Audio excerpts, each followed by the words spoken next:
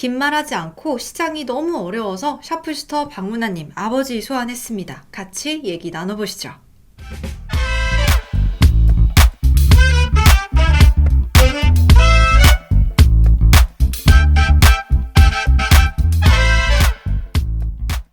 아버지, 요즘 시장이 너무 어려워요. 뭐가 그렇게 어려우실까 우리 국주님이? 아버지가 저번 시간에는 오르는 종목에는 반드시 이유가 있으니까 오를 만한 종목에다가 투자를 하라고 얘기를 하셨잖아요. 그렇지. 근데 어떤 확신을 가지고 매수를 해도 시장이 너무 자주 바뀌고 있으니까 몇 날 며칠을 고민해가지고 딱 이거다 해가지고 매수를 했는데 이렇게 빠져버리면은 힘이 같이 이렇게 딱 빠져버린단 말이죠. 뭐 그럴 수밖에 없어. 이수 또래들은 MBTI 같은 거 하나? MBTI 많이 하죠. 근데 그 중에서 좀 가장 민감한 성격을 뭐라고 해? 딱 민감한 성격이 어떤 MBTI다라고 말하기에는 너무 조합이 다양해. 그래서 그래? 딱 뭐가 예민하다고 말하긴 좀 그렇고 그냥 내가 제일 예민해. 아, 그래. 우리나라 같은 경우에는 아무래도 중간재나 원부자재를 사와서 가공해서 수출하는 거를 주로 하고 있잖아. 그러다 보니까 이쪽 단에서 모두 경제에 영향을 받을 수밖에 없어. 원자재 가격이 오른다든지 아니면 이쪽이 경기가 불황이다든지 그러면 양쪽에서 그냥 민감할 수밖에 없는 거야. 그러니까 전체 중에서 하나의 부품에만 문제가 생겨도 전체 밸류체인이 흔들릴 수가 있잖아. 그렇지. 지난주에는 자동차 실적에 대해서 발표가 됐었는데 시장 여건을 감안했을 때 굉장히 놀라운 수준의 발표였죠. 기아차가 조금 더 좋았던 것 같아. 다른 것보다. 지금까지 자동차를 억누르고 있던 악재가 국제 공급망 충격이었고 그 중에서도 차량용 반도체의 공급 문제 때문이었잖아요. 그런데 지난주에 발표된 실적을 보면 이제는 조금 국제 공급망 충격에서 해소되는 국면에 있구나 이렇게 생각을 했었단 말이죠. 왜냐면 우리나라뿐만 아니라 미국의 GM이라든지 아니면 다른 나라의 자동차 회사들까지 좋아지고 있었거든요. 그런데 또 시장이 흔들리니까.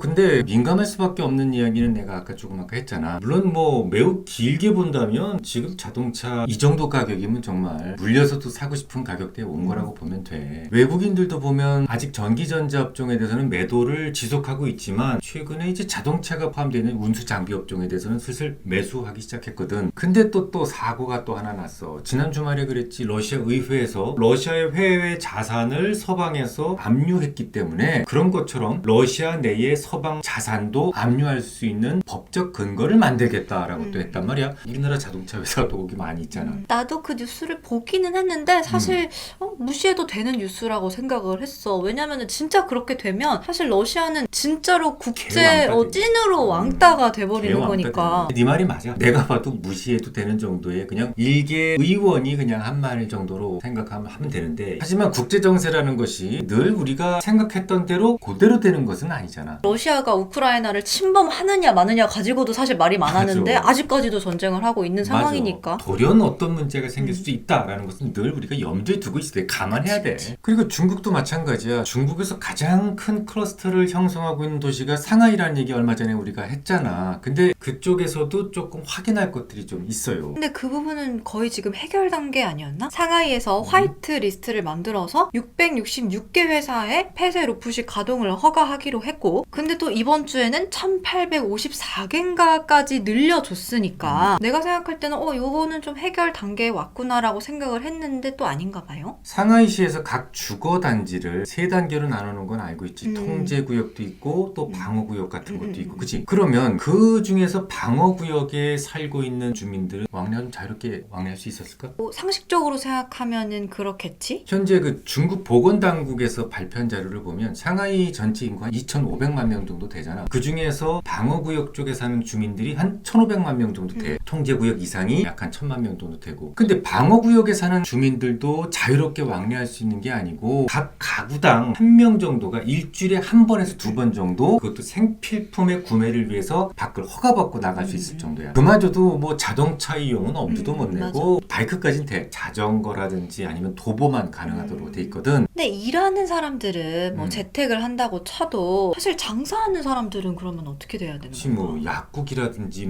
편의점이라든지 아주 제한된 몇 개 업종만 가능하다고 해. 이수 말대로 그 화이트리스트가 1차에 이어서 2차까지 1854개 업체까지 이렇게 확장했다라고 이야기를 했잖아. 그런데 중요한 것은 1차 때 허가를 받았던 1차 화이트리스트에 올라왔던 그런 업체들 중에서도 무려 20% 정도는 공장 가동도 못하고 있어. 왜 그럴까? 좋겠니? 원자재를 좀 자연스럽게 공급을 받아야 되는데 여기저기 통제되다 보니까 그게 원활하지 않은 거야. 그러면은 또 자동차도 매수하지 말아라 이런 말씀으로 들리긴 하는데. 아, 놔. 아까 아빠도 얘기했잖아. 아빠는 지금 물려서라도 사고 싶은 가격대에 와 있다라는 거지. 다만 지금 딱 사는데 지금부터 올라야 돼 이런 생각을 좀 버리자는 거야. 엄청 싼 가격에 와 있지만 변수는 있을 수 있다라는 거지. 국제 정세라고 하는 것이 언제나 예고 없이 변할 수 있잖아. 조금 두루뭉술한 경향이 있는 것 같아서 조금만 더 효과적으로 종목을 선정할 수 있는 방법이 없을까요? 그나마 안전하다고 믿었던 미국의 빅테크도 넷플릭스나 메타를 보면 이제 제 마음이 너무 아프거든요. 많이 빠졌어. 지난주에는 또 생필품을 주로 취급하기 때문에 안전할 거라고 했던 아마존마저도 높아진 인건비 때문에 실망스러운 실적을 발표하고 14%나 하락을 했었죠. 하루에. 아버지가 주식을 처음 하신 연도가 제가 듣기로는 1985년이란 말이죠. 우리 이수님이 이 그쵸, 세상에 참- 왕림하시기 전이지. 그쵸, 한참 전이죠. 그러면은 그때부터 지금까지 이런 경험이 분명히 있었을 거라는 수전, 말이죠. 공중전 다 겪었지. 그렇죠. 그럼 도대체 이런 시기에는 뭘 기준으로 하고 뭘 매수를 하라는 겁니까? 좀 제대로 좀 얘기 좀 해주세요. 아빠라고 무조건 적중하는 건 아니고 아빠도 이런 시장에서는 힘들어. 10개를 딱 골랐는데 10개가 다 올라갈 수는 없고 그중에서 정말 확률을 좀 높이려고 노력을 하는 거지. 하지만 중요한 것은 너도 그런 생각을 해야 돼. 이런 시기에 100% 적중시키겠다는 강박을 빨리 버려야 돼.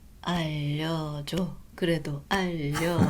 아빠도 이런 시기에 모든 시기가 아니고 딱 지금 시기에 맞는 종목이 뭔가라는 생각은 늘 하지. 그리고 아빠 나름대로 적절한 기준은 세우고 있어. 근데 이수 대충 알 것 같은데. 제가요? 지금 지금 시장을 구체적으로 억누르고 있는 악재가 뭐라고 생각해? 제일 악재, 제일 지금 걱정되는 거 네가 봤을 때. 그거야? 원자재를 포함한 모든 물가가 급등하고 있는 게 문제죠. 알고 그거는 있네. 뭐 모르는 사람이 다 뭐 알고 있어. 계시는 그래, 거니까. 그거야. 그럼 물가 상승이 괴롭지 않거나 아니면 원자재 구매가 아예 없는 것들을 사면 되겠네? 그거 뭐가 있을까 그런 게? 그거를 음. 나도 생각을 한번 해봤어. 통신주나 그렇지. 아니면 이제 금융주 정도를 생각을 했었는데 이런 업종은 원자재를 뭐 어디서 사올 이유도 없고 그렇지. 전화하면서 뭐 석탄이 필요한 건 그치. 아니니까. 그리고 그렇기 때문에 원자재 가격 폭등으로부터도 굉장히 자유로울 거고 맞아. 그냥 뭐 기존에 구축된 인프라나 설비 같은 거를 활용해서 이익을 충분히 뽑아낼 수가 있을 테니까요. 이수도 지금 잘 알고 있잖아. 은행 가면서 우리가 여기다 털로 명찰 달고 가야 될 필요도 없고 그런 원자재가 필요 없단 그치. 말이지. 이제 그런 것들부터 일단 관찰하는 게 중요하지. 지금 시장을 누르고 있는 고통을 주고 있는 요인이 뭔지를 먼저 파악을 하는 게 중요하고 그 고통으로부터 조금 자유로울 수 있는 그런 업종을 찾는 게 중요하다. 이렇게 생각할 수 있잖아. 이수도 지금 다 하네. 그럼 하나 더 보자. 더 심해서 그 엄청난 수압을 견디면서 살 수 있는 물고기도 존재할 수 있겠지. 그러면 지금 가장 고통스러운 게 물가라며. 그러면 그 물가를 즐길 수 있는 그런 업종이 뭐가 있을까? 물가를 즐길 수 있는 업종?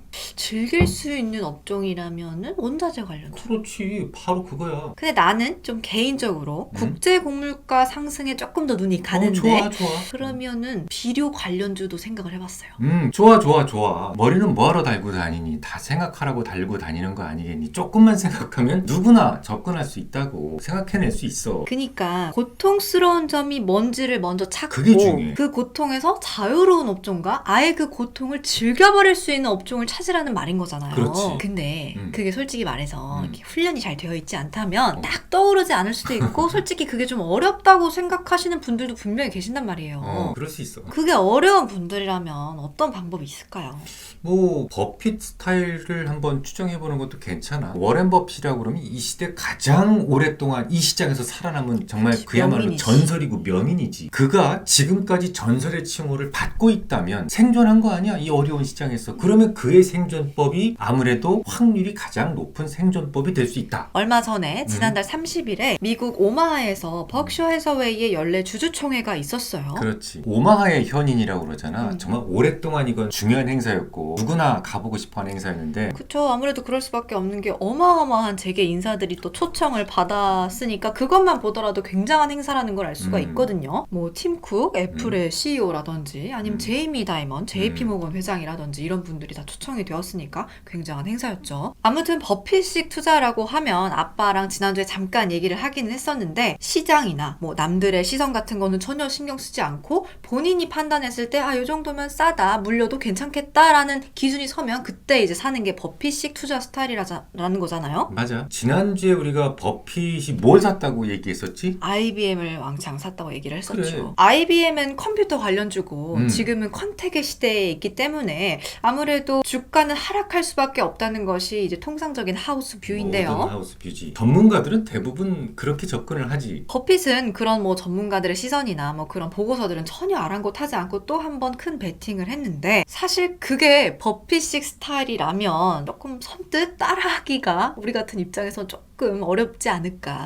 아니야. 그게 버핏 스타일의 핵심이야. 지난주에도 얘기했지만 금융위기 때 금융위기가 뭐야? 금융회사가 부실해지는 거잖아. 망할 수 있다고. 그런데 남들은 다 피하고 있는 그런 금융회사에 대해서 버핏은 매수를 했어. 근데 그가 이겼다고. 그때 버핏은 생각이 뭐였냐면 이 JP모건 같은 은행주가 최고의 은행주가 망한다면 미국이 망한다는 거다. 그럼 미국이 망하면 달러가 무슨 소용이 있냐 이거지. 그 당시에 뭐 많은 사람들이 그랬어. 이분 정말 이제는 오래 하셨다. 물러나실 때가 된 것 같다. 뭐 많은 사람들이 그렇게 얘기했었어. 하지만 결국 승자는 또다시 버핏이었던 거지. 이번 주에도 애플을 1분기에만 7,600억 정도, 우리나라 돈으로 7,600억 정도를 매수했다 그러는데 이렇게 얘기했어. 주가가 조금만 더 빠졌더라면 내가 좀 더 샀을 거다라고 말해요. 그러니까 버핏 스타일의 종목은 코카콜라처럼 일정한 수요가 있어야 돼. 이건 정말 망하지 않을 만한 회사. 이 회사가 망하면 미국도 망한다. 그럴 만한 회사들이 있잖아. 그런 회사들이 시장의 위기에 의해서 갑자기 급락을 하면 그때 고마운 마음으로 매수를 하는 거야. 변동성이 커진 시장 환경이 투자 대상을 찾는 데 굉장히 도움이 됐다고 이번에 벅셔 해서웨이 주주 총회에서 얘기를 하셨는데 그게 정말 우리 일반인들이 들 때는 주가 떨어져서 화나는데 떨어진 게 고맙다는 식으로 얘기를 했으니 얼마나 화가 나겠어. 듣는 사람 입장에서는. 근데 그게 뭐 그분의 스타일인 걸 어떻게 떨어질 때만 사는.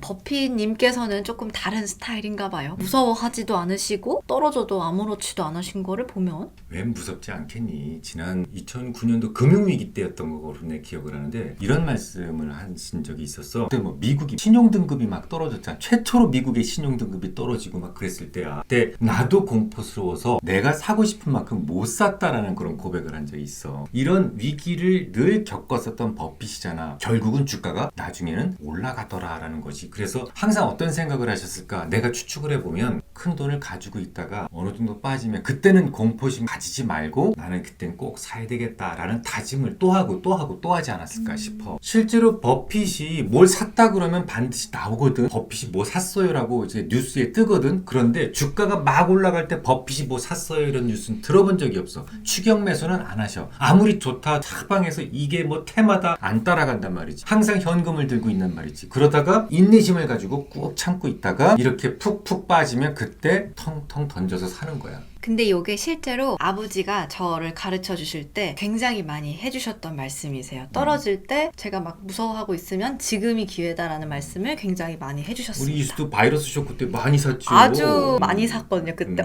주워 담아 해가지고 진짜 엄청 수익을 많이 받았어요. 그때. 아무튼 버핏식 투자 스타일은 쌀 때 많이 사는 스타일이라는 거. 현금 들고 있다가 사실 그렇게 본다면 지금 상황도 꽤 마찬가지인 상황인 것 같아요. 그죠? 지난 주말부터 특히 공포 국면이 시작이 된 것 같은데요. 미국 의회가 해외 무기 대여법을 압도적으로 통과를 시켰어요. 이제 우크라이나에 공격용 무기가 조달될 수 있는 법적인 근거가 마련이 된 것이죠. 이에 대해 러시아는 런던과 파리, 베를린 등을 핵으로 타격하는 시뮬레이션을 공개를 하면서 200초 안에 이 도시들이 흔적도 없이 사라질 것이라는 경고를 했죠. 아마존의 14% 폭락과 함께 지난 주말 미 증시 하락의 주된 원인이었습니다. 버핏 스타일대로라면 사실 핵전쟁이 일어나면 뭐 같이 망하는 거니까 현금도 별 의미가 없고 이렇게 공포가 극에 달했을 때 조금씩 싼 값에 쇼핑을 하시는 게 정답이지 않을까 싶습니다. 요즘 시장이 너무 어렵죠. 저도 하루에 막 두세 번씩 아빠 서재 방문 막 두들기면서 어떻게 된 거냐고 아빠 당장 나오라고 막 그럴 때가 되게 많은데 딸기라도 좀 가지고 와. 그럼 들어갈 때마다 아빠가 맨날 이렇게 하고 있어요. 요즘 시장이 안 좋은 게 맞는 것 같아요. 그래서 이런 영상도 만들 수 있었던 것 같습니다. 아무튼 여러분들께서도 오늘 유익한 시간 되셨기를 바라고요. 유익하셨다면 좋아요, 구독 누르는 거 잊지 마시기를 바랄게요. 그럼 안녕.